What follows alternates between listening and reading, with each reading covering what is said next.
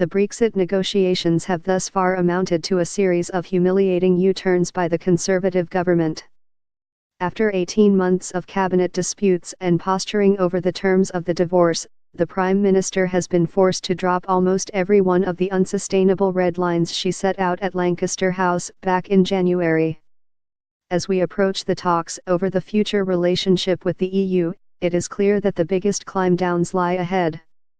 Since the government foolishly ruled out membership of the single market and the customs union, the EU has been clear that the least worst relationship we can now hope for is a Canada-style free trade agreement, a terrible prospect.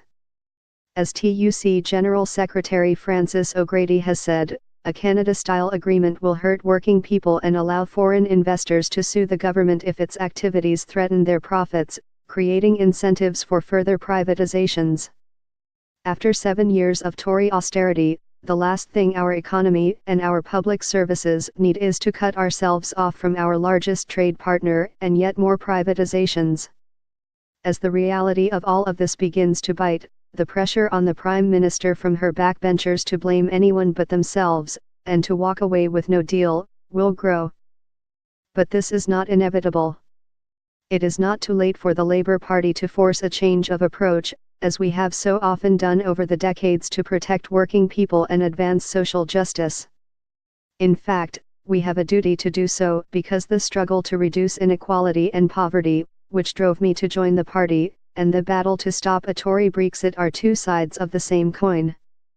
Jeremy Corbyn and Keir Starmer did the right thing at the end of the summer, calling for a transition period of up to 4 years inside the single market and the customs union after Brexit.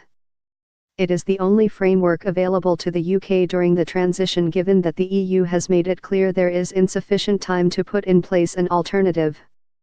Before the parties' change in position, both the TUC and the CBI had been calling for many weeks for a transition period on this basis to protect jobs and allow businesses to plan ahead. It was also becoming abundantly clear that the Prime Minister was going to have to change course and agree to a transition period in all but name under the framework of rules governing the single market and customs union. She called it an implementation period in her Florence speech in September and bowed to the inevitable. Had our party's position not changed just a few weeks beforehand, we would have been left stranded. Since the summer, our front bench have moved further.